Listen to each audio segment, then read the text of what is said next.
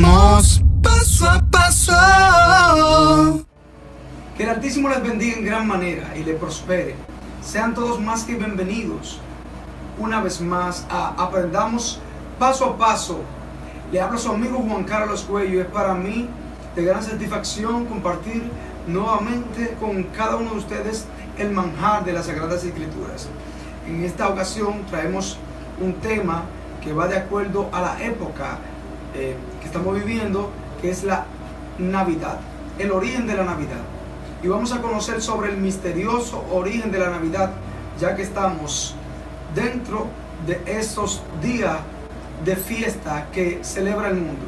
Entonces vamos a conocer de dónde proviene la Navidad, qué es lo que se celebra cuando llega la Navidad, si es realmente el nacimiento de Yahshua Mashiach, conocido comúnmente como Jesús, si es realmente el nacimiento de Jesús que se celebra el 25 de diciembre, o qué es lo que celebra la humanidad y qué es también lo que celebran las iglesias que celebran esta tradición.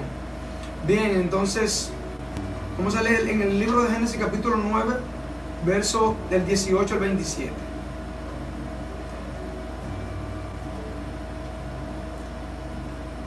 Leemos para la honra y la gloria de nuestro Padre Celestial, Yahweh Sebaot, y de su Hijo amado Yahshua HaMashiach, nuestro Salvador. Génesis capítulo 9, versos del 18 al 27. Y los hijos de Noé que salieron del arca fueron Sem, Cam y Jafet. Y Cam es el padre de Canaán. Estos tres son los hijos de Noé, y de ellos fue llena toda la tierra. Después comenzó Noé a labrar la tierra y plantó una viña, y bebió del vino y se embriagó, y estaba descubierto en medio de su tienda. Y Cam, padre de Canaán, vio la desnudez de su padre, y lo dijo a sus dos hermanos que estaban afuera. Entonces Sem y Jafet tomaron la ropa y la pusieron sobre los propios hombros, y andando hacia atrás cubrieron la desnudez de su padre, teniendo vueltos sus rostros, y así no vieron ellos la desnudez de su padre. Y despertó Noé de su embriaguez, y supo lo que le había hecho su hijo más joven, y dijo: maldito sea Canaán, siervo de siervo será a sus hermanos. Y dijo más: bendito por Yahweh mi Elohim sea Sem, y sea Canaán su siervo. Engrandezca Elohim a Jafet, y habite en las tiendas de Sem, y sea Canaán su siervo. Todo lo que se han suscrito a nuestro canal saben que subimos videos constantemente dirigidos a tu desarrollo social, personal, profesional y espiritual. Así que, si aún no te has suscrito, haz clic sobre el botón suscribirse y forma parte de la familia Aprendamos Paso a Paso.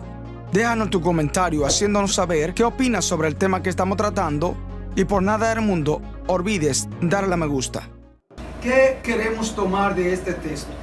Bueno, que debido a que lo que había hecho Cam, Noé lanza una maldición, pero esta maldición no cae sobre Cam, y la razón por la que no cae sobre Cam es porque ya Noé, como padre de Cam, lo había bendecido, y al ser bendecido ya no podía revocar esa bendición por una maldición. Entonces la maldición que le tenía que echar a Cam por haber hablado de su desnudez con sus hermanos en forma de burla, este es el pecado de Cam, burlarse de su padre. Esto hay que tenerlo en cuenta porque muchas personas también en la actualidad se burlan de sus padres y se burlan de personas mayores, y esto puede traer sobre ellos maldición. Pero para centrarnos en el texto, tenemos que ver que como ya Noé no podía maldecir a Cam porque lo había bendecido, entonces lanza la maldición sobre el hijo de Cam, Canaán. Y para conocer sobre la descendencia de Cam, vamos a leer en el mismo libro de Génesis, en el capítulo 10. y vamos a leer los versos 1, 6 y versos del 8 al 2. Primero leemos el verso 1. Capítulo 10 de Génesis, verso 1. Estas son las generaciones de los hijos de Noé: Sem, Cam y Jafet, a quienes nacieron hijos después del diluvio. Los hijos de Jafet, Gomer, eso ya está en el verso 2. Vamos entonces a leer el verso 6. Los hijos de Cam, porque aquí vemos en el verso 2 que están los hijos de Jafet, pero esa no es la parte que nos interesa, sino la parte de Cam, porque Cam fue quien habló o se burló de su padre, y por esa causa Noé lanza una maldición sobre su hijo Canaán. Entonces leemos en el verso 6 los descendientes de Cam. Los hijos de Cam: Cush, Misrayim, Fut y Canaán. Cuando aquí habla de Misrayim es el hebreo para Egipto. Entonces los hijos de Cam fueron Cush, Misrayim, Fut y Canaán. Y los hijos de Cush, el primer hijo de Cam, fueron, dice el verso 7, Sebat, Ávila, Bacta, Ramá y Sabteca. También aquí mismo continuamos leyendo de los hijos de Ramá, Seba y Dedán. Aquí dice en el verso 8: y Cush engendró a Nimrod, quien llegó a ser el primer poderoso en la tierra. Este fue vigoroso cazador delante de Yahweh, por el cual se dice, así como Nimrod, vigoroso cazador delante de Yahweh. Y fue el comienzo de su reino Babel, Erech, Acab y Calne, en la tierra de Sinar.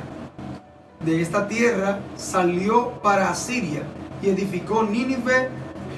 Canaán es nieto de Noé. Cush también es nieto de Noé, al igual que Canaán, porque leímos que los hijos de Cam, leemos el verso 6, son Cush, Misrayim, Fut y Canaán. O sea que Canaán y Cush, ambos, al igual que Misrayim y Fut, los cuatro son hijos de Cam y son nietos de Noé. Entonces Nimrod viene siendo bisnieto de Noé porque es hijo de Cush.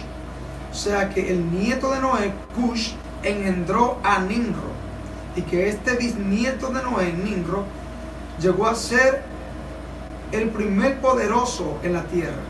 Este fue un vigoroso cazador delante de Yahweh. La expresión delante de Yahweh no es que él lo hacía en presencia del Altísimo, o que él hacía las cosas que hacía con aprobación del Todopoderoso. Todo lo contrario.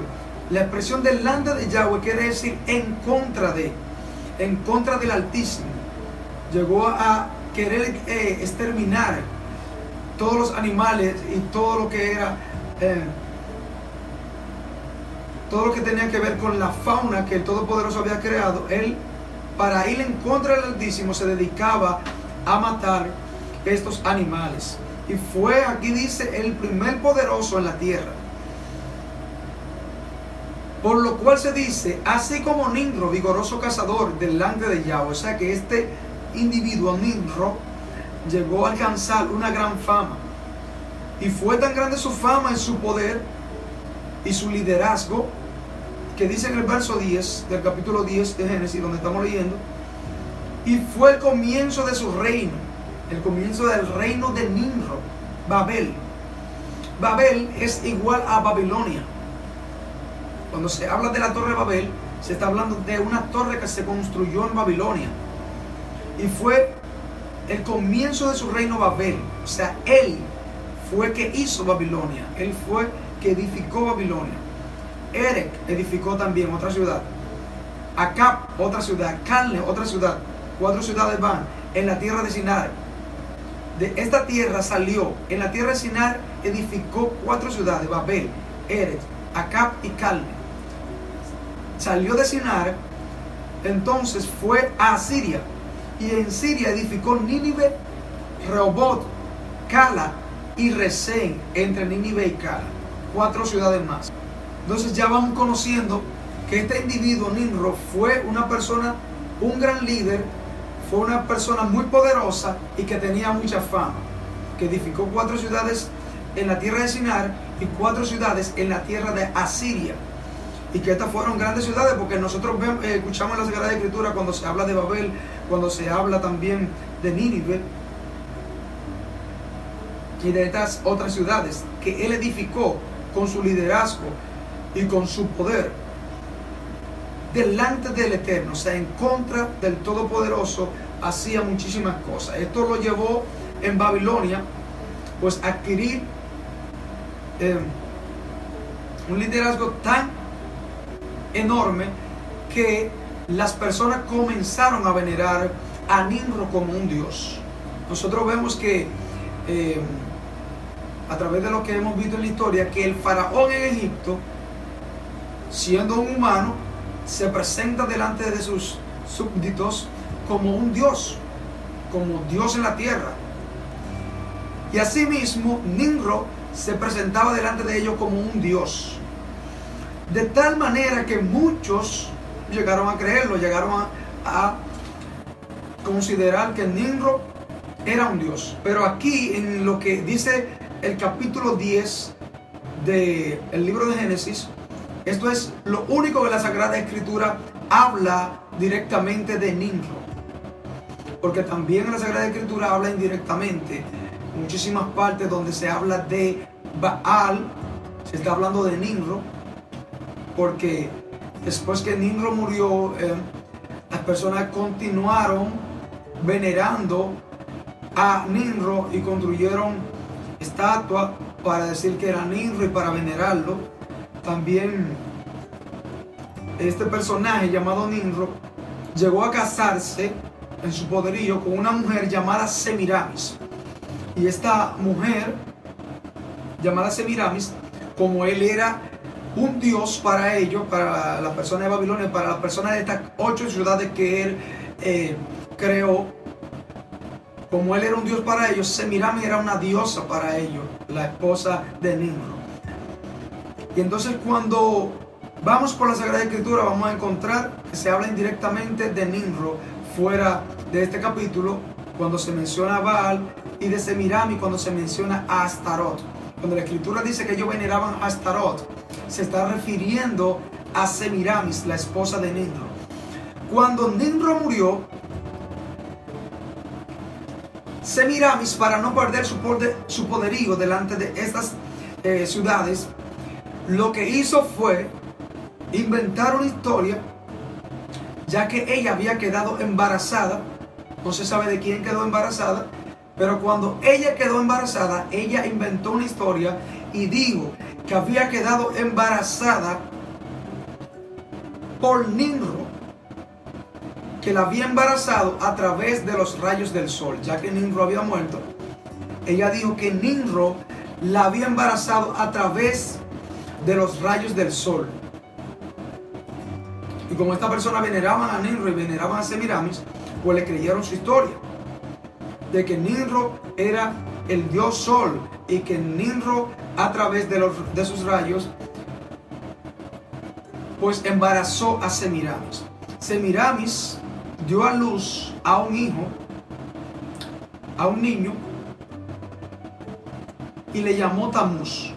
Tamuz creció y también fue venerado por las personas de estas ciudades, de estas 8 ciudades. Pero cuando ya era adulto, Semiramis se casó con su propio hijo. Y ahora Tamuz vino a ser el hijo y el esposo de Semiramis. Cuando Tamuz tenía 40 años de edad, Tamuz fue embestido, fue chocado por un jabalí, por un puerco salvaje que le quitó la vida. Cuando el jabalí lo chocó, el cuerpo de Tamuz cayó sobre un tronco de árbol seco.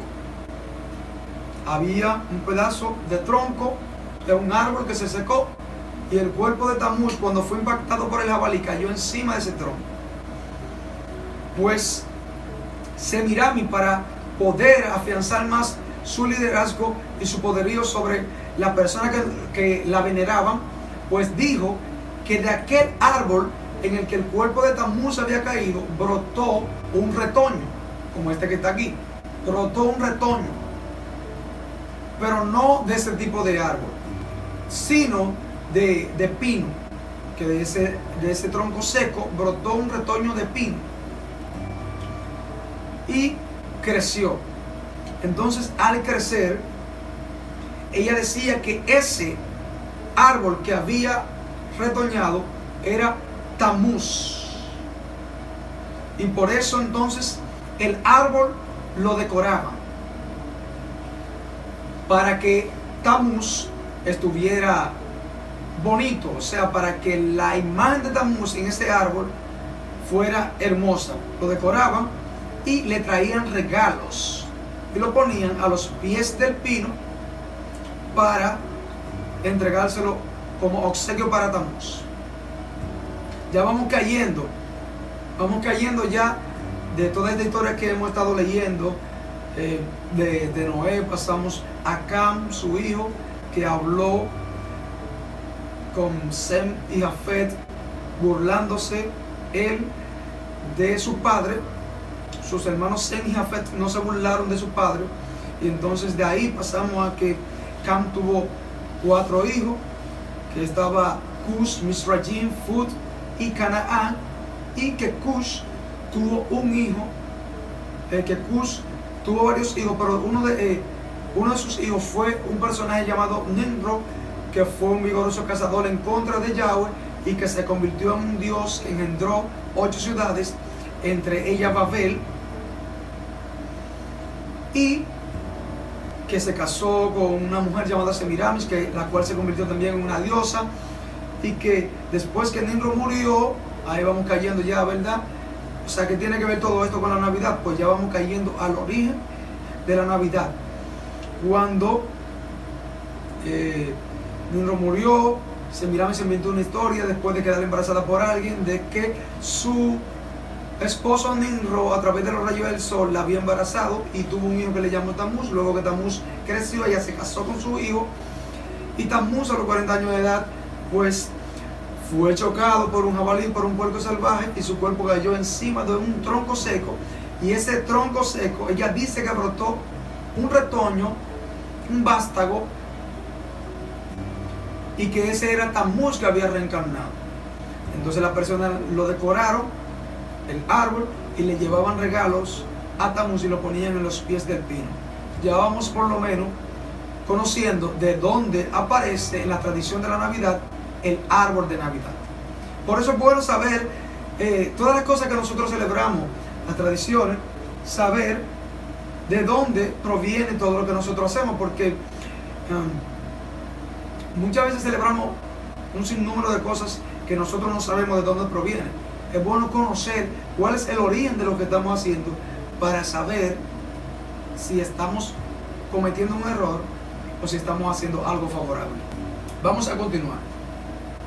Después que las personas de aquellas ciudades le llevaban el regalo a Tamuz en los pies del árbol, ¿verdad?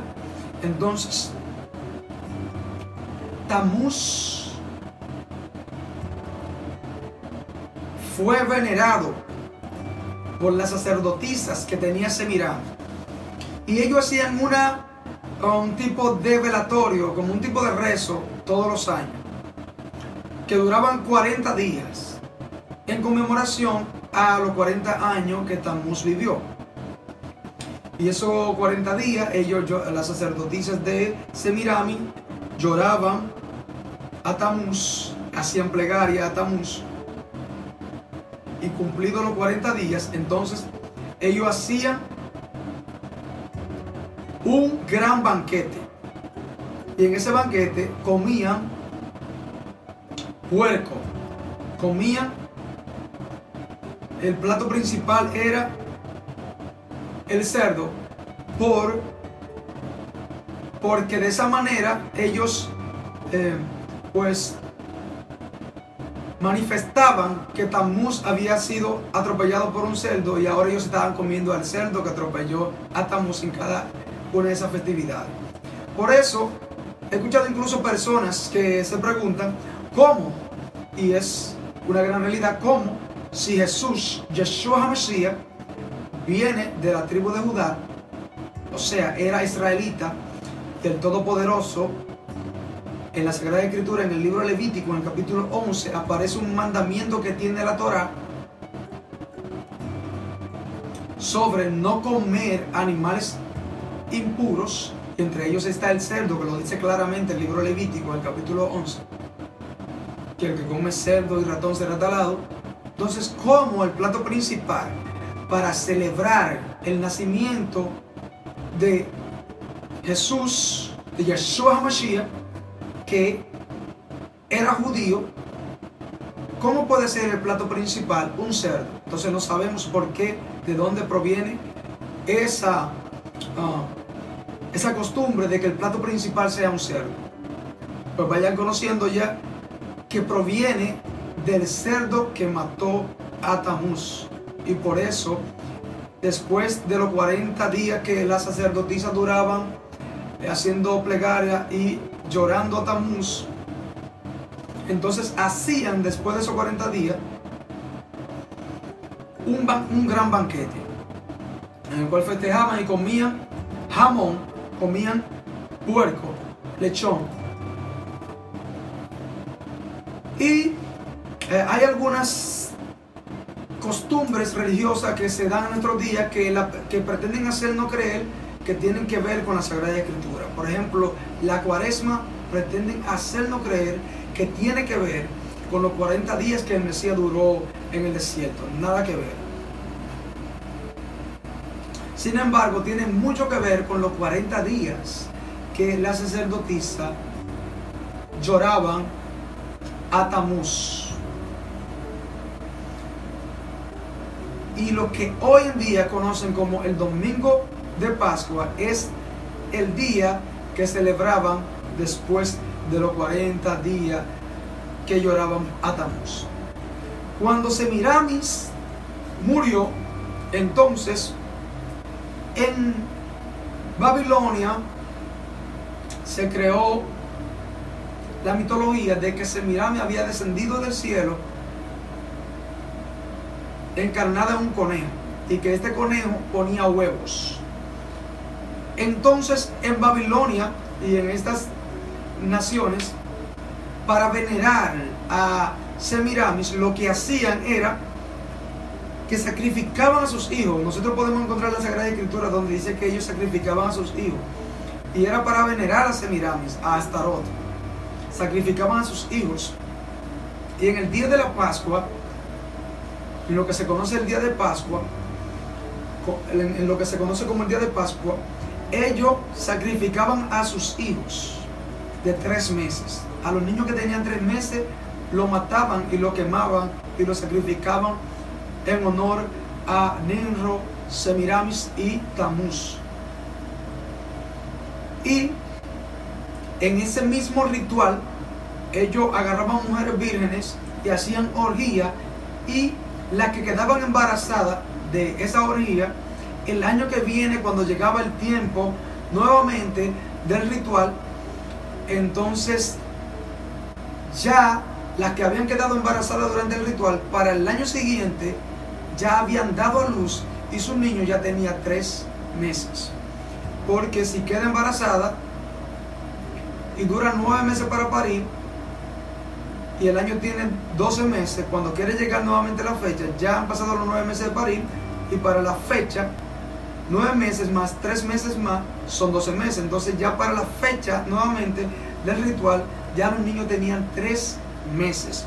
Y esos niños los sacrificaban también, y seguían con esa misma práctica durante muchísimos años. Entonces tomaban huevos y lo pintaban con la sangre de los niños.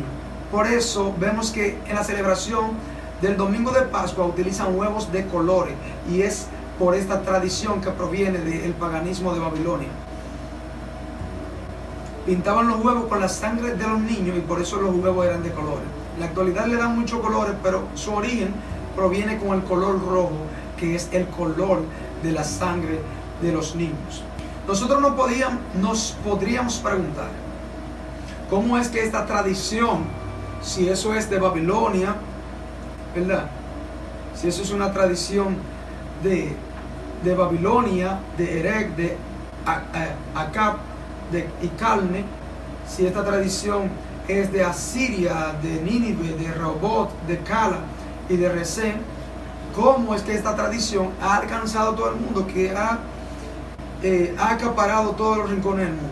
Pues sencillo, todo esto pasó cuando todavía el Altísimo no había confundido las lenguas en la Torre de Babel. Luego que las lenguas fueron confundidas en la Torre de Babel, pues las personas fueron esparcidas por toda la tierra con lenguajes diferentes, pero el conocimiento no se le había cambiado. Lo que se le cambió fue la lengua.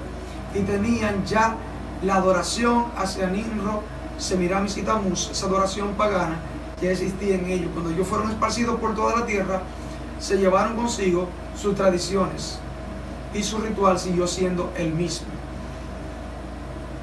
De esta manera, la Navidad fue, o ese culto pagano fue a parar por toda la tierra. ¿Qué sucede? Que cuando los persas dominaron esa región de Asiria y de Sinar, pues entonces ellos se llevaron también esos ídolos, a Tamuz, a Semiramis y a Nimrod. Nimrod como la figura del padre, Semiramis como la figura de la madre y Tamuz como la figura del hijo. Luego, cuando los griegos dominaron esa región, entonces también tomaron esos mismos ídolos, pero lo que hicieron fue cambiarle los nombres.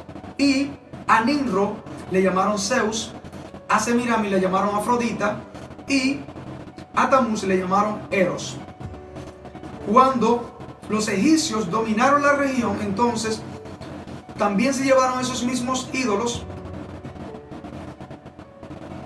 y lo único que hicieron fue cambiarle los nombres también.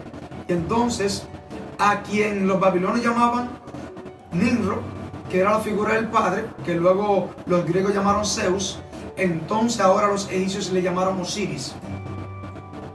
A quienes los babilonios le llamaban Semiramis, que luego los griegos le llamaron Afrodita, ahora los egipcios le llamaron Isis. Y a quienes los babilonios le llamaban Tamuz, que luego los griegos le llamaron Eros, ahora los egipcios le llamaban Horus. Pero eran los mismos ídolos, lo único que hicieron fue cambiarle los nombres. Luego el dominio pasó a los romanos.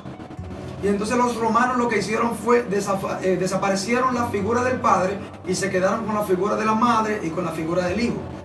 A la madre, que era Semiramis, luego pasó con los griegos a ser Afrodita y luego con los egipcios a ser Isis. Los romanos le llamaron Venus.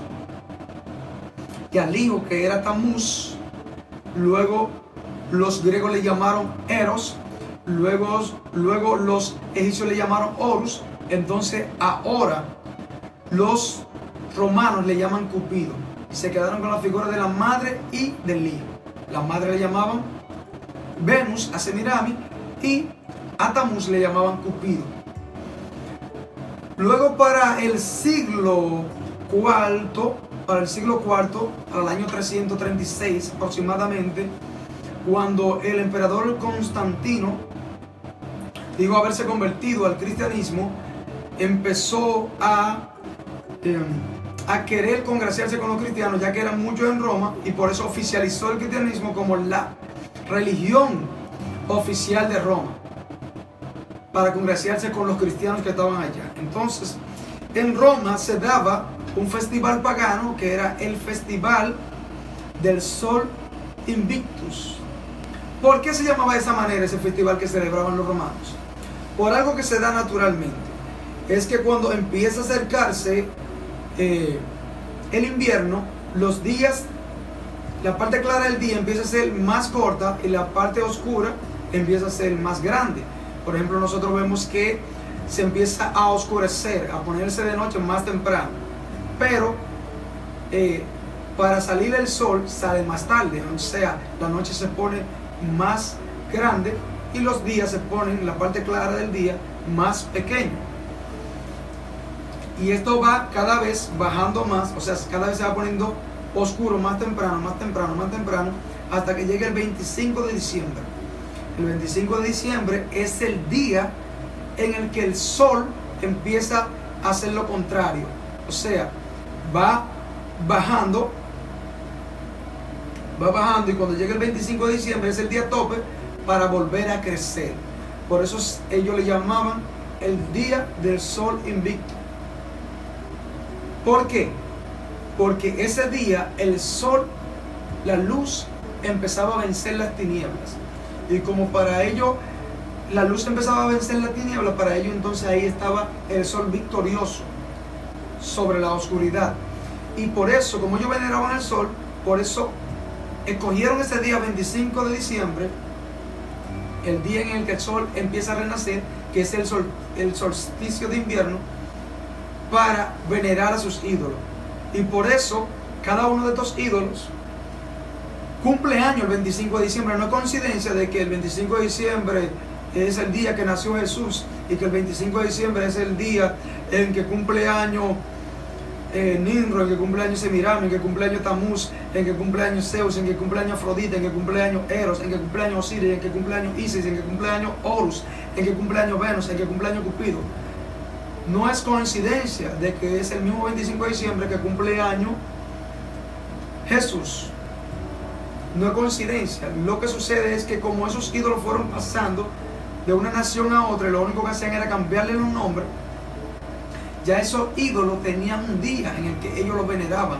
Y era el 25 de diciembre porque ese es el día en el que el sol empieza a renacer. Y como ellos eran adoradores del sol, entonces escogieron ese día para venerar al sol y escogieron ese día para venerar a cada uno de sus ídolos. Eso para que vayamos viendo realmente el oscuro y misterioso origen que tiene la Navidad que nosotros celebramos, ¿verdad? Con mucho deseo, con mucho ánimo. Celebramos un día que es el día seleccionado para adorar al sol, para adorar a los ídolos de todas estas naciones. Y ese mismo día, entonces, ¿cómo fue a caer para que sea el día en que se celebra el nacimiento de Jesús? ¿Cómo fue a ser el día para que se celebrase el nacimiento de Yahshua? Sencillo. Cuando Constantino en el siglo IV se convirtió al cristianismo, que hizo el cristianismo la religión oficial de Roma, escogió este día, que era el día en que ellos hacían su festival pagano romano, el día del sol invicto, y lo que hizo fue cambiarle el nombre. Y al principio le llamaban el día de la Navidad del Sol de Justicia. El día de la Navidad del Sol de Justicia, oiga eso. Luego fue cambiado a el día de Navidad. Pero fue Constantino que eligió ese día, porque ese día ellos celebraban un festival pagano para sus ídolos. Y como él se estaba congraciando ahora con la iglesia, entonces lo que hizo fue cambiarle el nombre a su festival pagano y le puso el nombre, el día de Navidad. El día de Navidad del Sol de Justicia, y luego fue cambiado el día de Navidad. Y entonces hizo otra maravillosa cosa, que fue que como ese día lo que ellos celebraban era un festival para Venus, Semiramis, y para Cupido, que es Tamuz, entonces ellos lo que hicieron fue lo siguiente: escogieron las dos figuras más populares que existían, hicieron lo mismo que hicieron con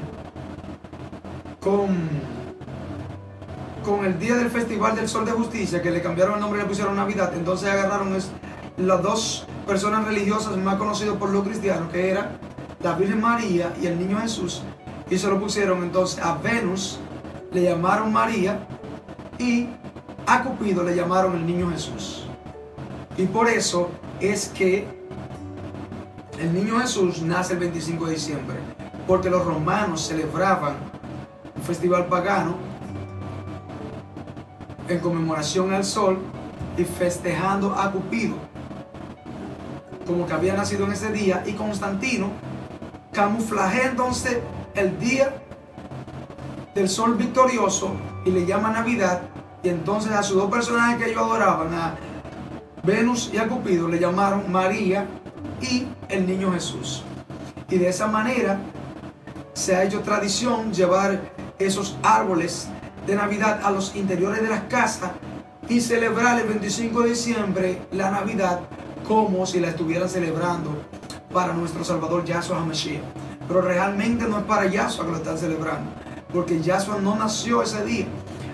Ya más adelante vamos a tratar el tema qué día aproximadamente nació nuestro Salvador Yahshua HaMashiach.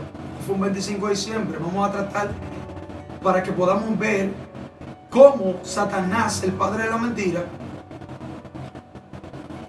tiene vendada a muchos creyentes que siguen celebrando las Navidades, siguen celebrando la Navidad como el día del nacimiento del Mesías.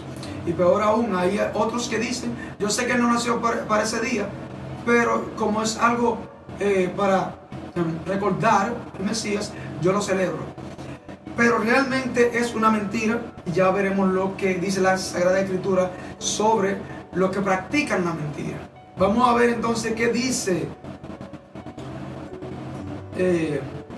el artículo homónimo del Diccionario de Historia de la Iglesia, Editorial Caribe, Colombia, 1989, páginas 771 y 772. Dicen: el 25 de diciembre era la fecha de un festival pagano de los romanos. Este fue inaugurado el año 274 como nacimiento del sol invicto, que al comenzar el solsticio de invierno, otra vez comienza a mostrar una luz que va en aumento.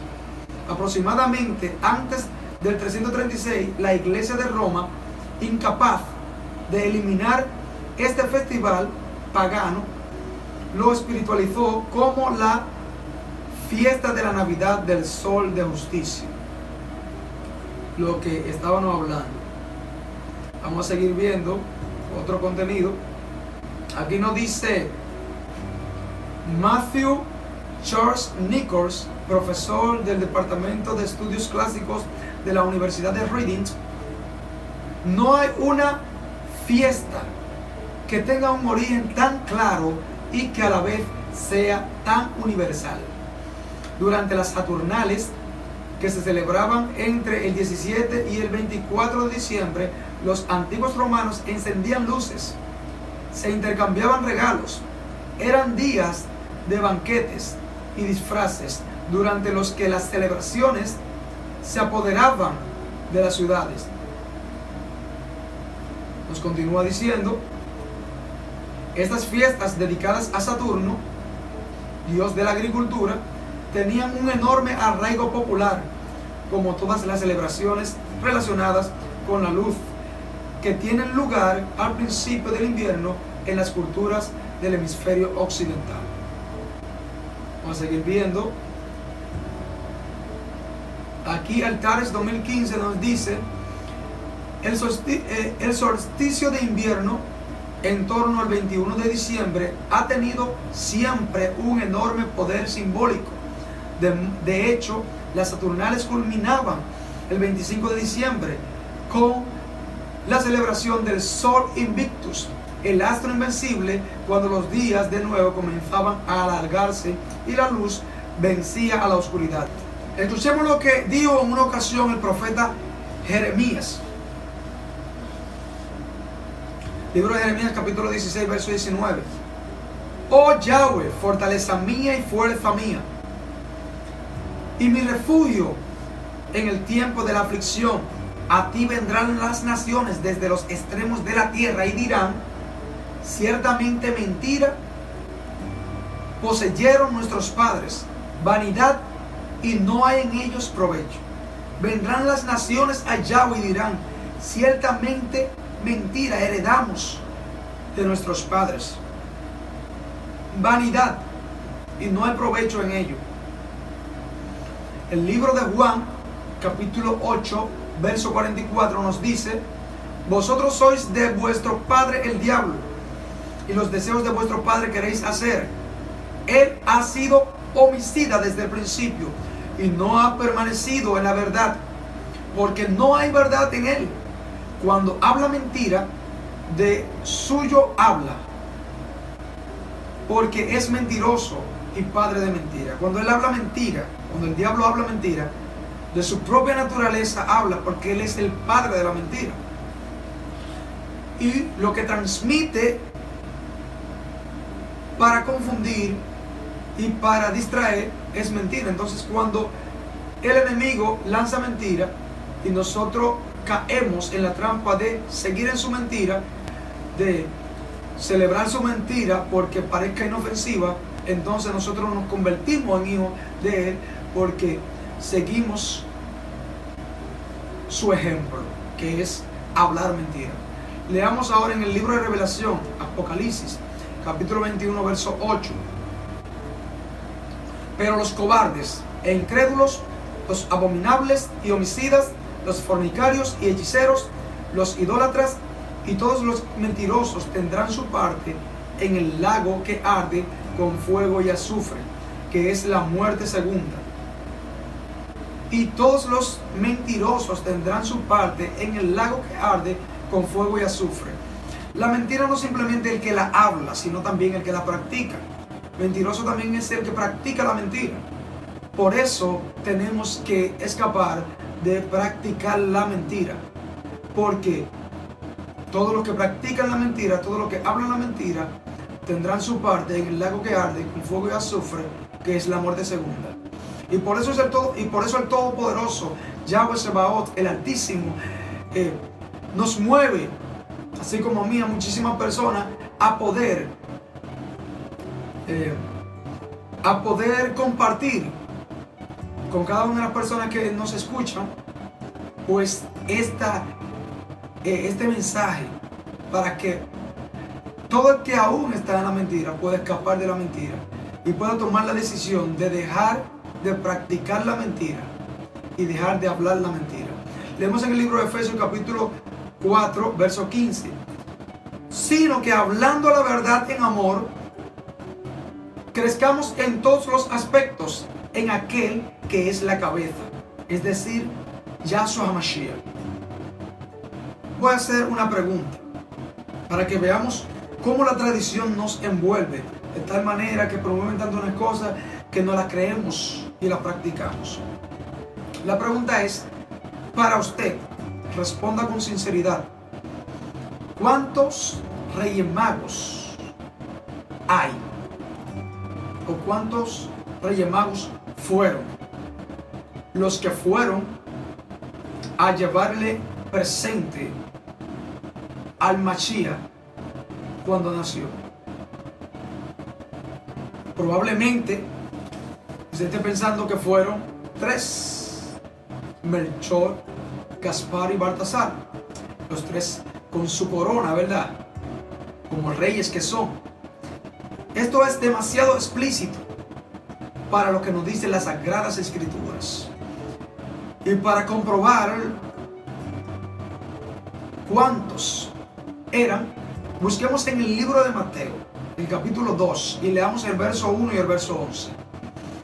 Mateo capítulo 2, el verso 1 nos dice: cuando Yahshua nació en Belén de Judea, en días del rey Herodes, vinieron del oriente a Jerusalén unos magos.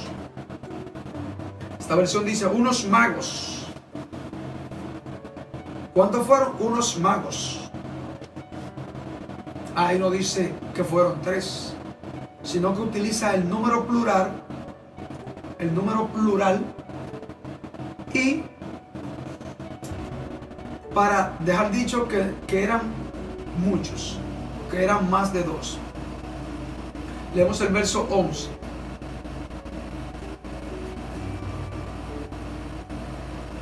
El verso 11 dice: y al entrar en la casa, vieron al niño con su madre, Miriam, María, y postrándose, lo adoraron, y abriendo sus tesoros, le ofrecieron presentes, oro, incienso y mirra. Es probable que ese número de que fueron 3 lo hayan sacado de que había oro, había incienso y había mirra, y entonces ellos, su imaginación, bueno, pues entonces establecen que uno llevó la mirra, otro llevó el oro y otro llevó el incienso, y que eran 3 porque habían 3 elementos. Pero esos 3 elementos no tienen que ver nada con eso. Estos 3 elementos tienen un significado poderoso sobre los 3 ministerios que iba a tener ese niño, que es nuestro Salvador. Y es que el oro representa a los reyes, porque el oro es para los reyes.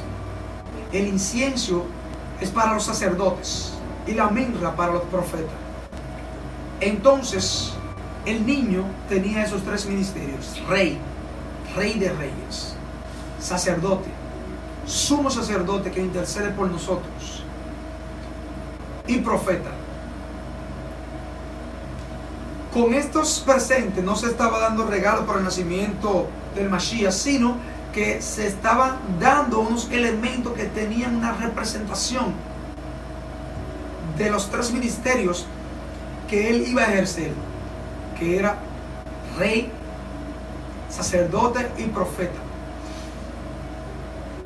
Rey de reyes, sumo sacerdote y profeta.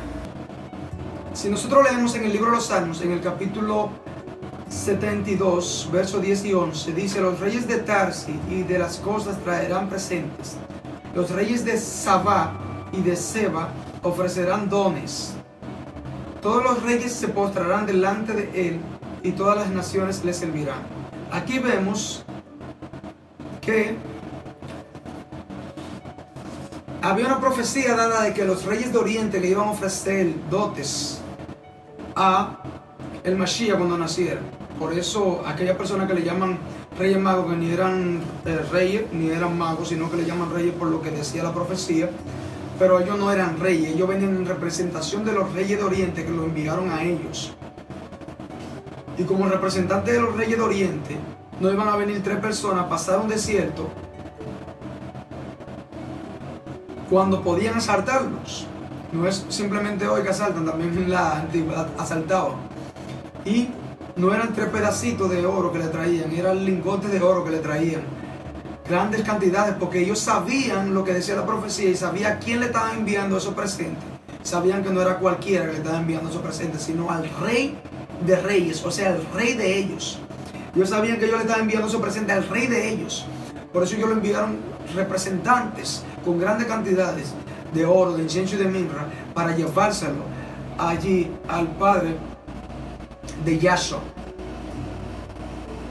Y estos representantes no iban a venir solos, no iban a venir 3 personas, sino que iban a venir con escolta, que iban a venir con grande cantidad de alimentos, porque venían de pasar un desierto desde Oriente, de zonas muy lejanas, donde iban a pasar hasta meses para llegar a su objetivo, y tenían que llevar provisión para todo el camino, y la provisión tampoco la iba a preparar los representantes, sino personas que venían al servicio de ellos para darle alimento a su camello, para darle alimento a ellos, para prepararle su vestimenta, para cargarle los sacos, porque ellos eran representantes de rey y ellos no iban a hacer ese trabajo, sino que tenían que traer personas a su servicio para poder hacer ese trabajo. Entonces no eran 3 personas como lo pinta la historia, sino eran 3 tipos de elementos, pero eso simplemente representaban los 3 ministerios que iba a tener ese niño. Y lo que se entiende es que eran caravanas de personas, por el sentido lógico de que estos representantes no eran 1, ni 2, ni 3, y que cada uno de ellos, porque cada rey de Oriente tenía que enviar su representante. Entonces no eran 3 reyes que había en Oriente, habían varios reyes y cada uno tenía que enviar su representante, y cada representante tenía que venir con personas a su servicio y con alimentos y con provisiones para poder ir donde había nacido el niño y para poder volver al lugar de donde ellos habían salido. Entonces vemos cómo la historia no las cuentan tan mal y nosotros la creemos. Así que es necesario, es el momento de que nosotros abramos los ojos, que despertemos y que dejemos de seguir tradiciones, que dejemos a ciegas con los ojos cerrados. Personas que dicen esto no es nada celebrarlo porque eso es algo inofensivo. Usted está celebrando la mentira, como le dije al principio, y se convierte cuando usted ya no es cuando ya usted no es un ignorante, cuando ya usted no ignora la verdad, sino que ya sabe que eso no es verdad y la sigue practicando. Entonces usted se convierte en un mentiroso, y los mentirosos tendrán su parte, dice el libro de Revelaciones, capítulo 21, verso 8, en el lago de fuego. Así que es el momento en que el pueblo de Yahweh, en que las iglesias deben abrir los ojos y dejar de seguir la mentira. El libro de Apocalipsis, capítulo 18, verso del 1 al 5. Después de esto vi a otro ángel descender del cielo con gran poder, y la tierra fue alumbrada con su gloria, y clamó con voz potente diciendo: ha caído la gran Babilonia. ¿De dónde fue que vino Nimrod? ¿Quién fue que edificó Babilonia? Y se ha hecho habitación de demonios y guarida de todo espíritu inmundo, y albergue de toda ave inmunda y aborrecible, porque todas las naciones han bebido del vino del furor de su fornicación. La tradición de Babilonia ha invadido el mundo entero y todas las naciones han bebido, dice la Sagrada Escritura, libro de Revelación, capítulo 18, verso del 1 al 5. Porque todas las naciones han bebido del vino del furor de su fornicación, y los reyes de la tierra han fornicado con ella, y los mercaderes de la tierra se han enriquecido de la potencia de sus deleites. Y oí otra voz del cielo que decía: salid de ella, pueblo mío, para que no seáis partícipes de sus pecados, ni recibáis parte de sus plagas. Porque sus pecados, dice el verso 5, han llegado hasta el cielo, y Yahweh se ha acordado de sus maldades. El verso 4, Yahweh le está diciendo a su pueblo que salga de medio de ella. Salid. Dice aquí Juan: oí otra voz. La primera voz que Juan escuchó aquí era que había caído Babilonia, y la segunda voz que escuchó decía: salid de medio de ella, pueblo mío. Porque el pueblo está metido totalmente en las tradiciones de Babilonia, esas tradiciones que vienen de Babilonia. La Navidad es una tradición que viene de Babilonia, y cuando nosotros ponemos un árbol de Navidad en nuestra casa, y mucho peor aún dentro de la casa de oración, estamos colocando un ídolo que se llama Tammuz, y nosotros estamos adorando ídolos cuando tenemos un ídolo en nuestra casa. Yo no voy a poner un cuadro de un santo de esos que andan por ahí si yo no adoro ídolos. No voy a poner una estatua de uno de esos ídolos, de esas deidades, si yo no adoro ídolos. Entonces, al poner un árbol de Navidad, sepa usted que eso es un ídolo que representa a Tammuz, el hijo de Semiramis. Por eso aquí la Escritura dice que Yahweh vio un ángel que decía con voz potente: salid de medio de ellos, pueblo mío, salid de medio de ellos. Y el ángel le estaba diciendo que salgan de medio de ellos, es porque el pueblo del Altísimo estaba en medio de Babilonia, y tienen que salir de Babilonia. ¿Para qué tienen que salir de Babilonia? Bueno, aquí dice: salid de ella, pueblo mío, para que no seáis partícipes de sus pecados. Porque cuando estamos en medio de Babilonia, cuando estamos haciendo las cosas que salen de Babilonia y que practica Babilonia, estamos siendo partícipes de sus pecados.